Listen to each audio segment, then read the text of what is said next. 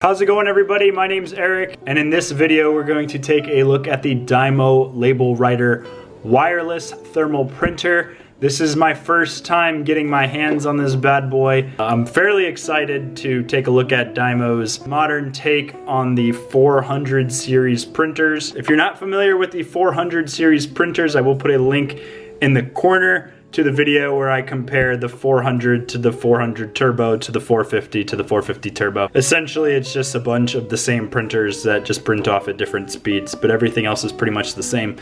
This was a USB version, and this printer is wireless, although there is a micro USB port in the back, which I'm really not sure what it does. I'd like to thank everybody for watching. If you haven't already, please give the video a thumbs up. And if you have any questions about the printer, feel free to throw it in the comments section, and I will try my best to get back to you as soon as possible. So this is my Dymo Labelwriter wireless. I did not pay retail, which I think hovers around 125 to 130 bucks on Amazon and at the other retailers that sell the Dymo products. I got this printer off of eBay for $15 plus $11.75 shipping. I bought it used as is for parts, but more than likely we're gonna be able to get this thing going anyways, and it's gonna be perfectly fine. Another reason why this was so cheap is it did not come with a spool, and it did not come with a charger. I will happily remove my spool from my 400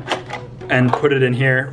Fits perfectly. And my 24 volt 1.75 amp charger may or may not work with this printer because this is 24 volts 2.5 amps. So it might be underpowered, but we will see. But it is the same barrel connector. So I mentioned briefly that this printer is an update of the 450 Turbo, which is kind of like this one, but a little bit newer, which is a competitor to the Zebra narrow format printers. This is an old 2824, and the Dymo specifically is a competitor to the Brother QL 700 and 800 series, which is like their narrow format printers. It's going to be something that somebody would use for labeling, address labels, Amazon FBA. You can print 2x7 labels for shipping with USPS. I think you can also print stamps with these things. A lot of other uses like name tags that I have never used personally myself. Pretty much any label up to the 2.75 width. As you all know, the Dymo printers in the past have been designed without a power button,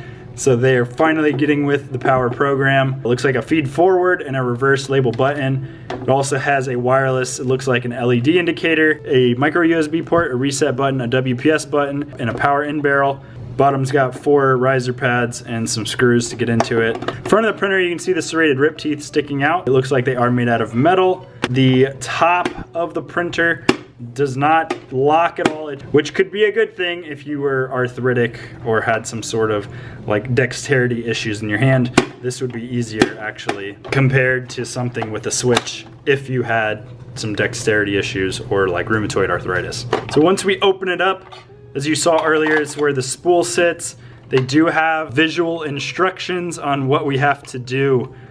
Power, labels, tighten label spool, feed spool, and then there's a feed guide. That's an upgrade from the 400 series, is a feed guide. As you can see here, no feed guide. This one's got a feed guide.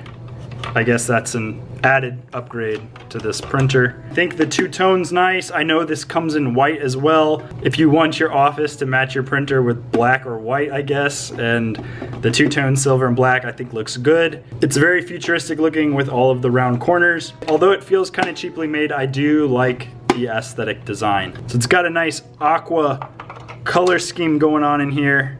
And just like the other Dymo products, the front can pop off. That's where the teeth are, and that access to the roller. And here's the thermal print head down here. It looks like it has a very similar design as all the other Dymos, where this ribbon cable is getting pressure on it. If we flick this up, we can see the sensor that reads the little punches, the gaps in the label. I'm gonna load some labels in here and make sure that this printer actually turns on. And it sounds like we got power.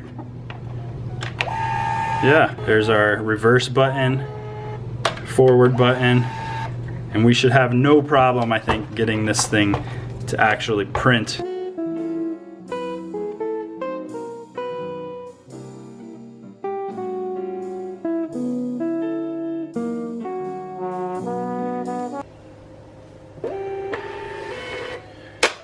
But I was able to get a test label printed, testing this trash can emoji. It wasn't the easiest wireless setup. There is a WPS button on the back, but I was not able to get that to work.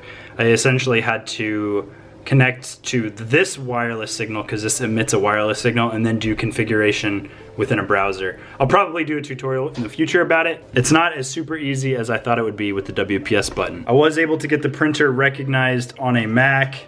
However, for some reason, it will not connect correctly on Windows 10. I was reading bad reviews about this problem, and I haven't dug into it enough to figure out why. To have a printer not compatible with Windows 10 is just crazy. It'd be craziness.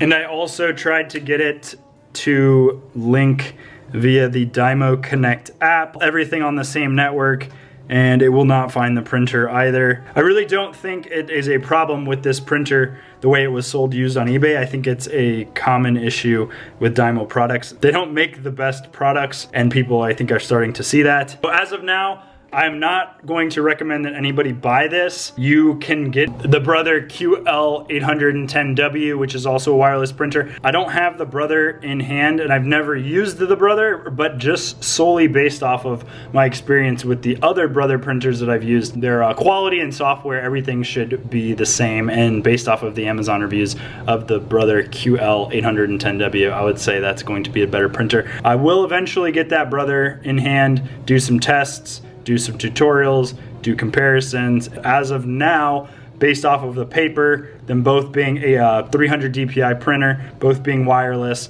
my experience with other Brother printers, specifically the QL1110 NWB, which is actually a more expensive printer because it prints a wider format. I will recommend alternatives. Do not buy this printer.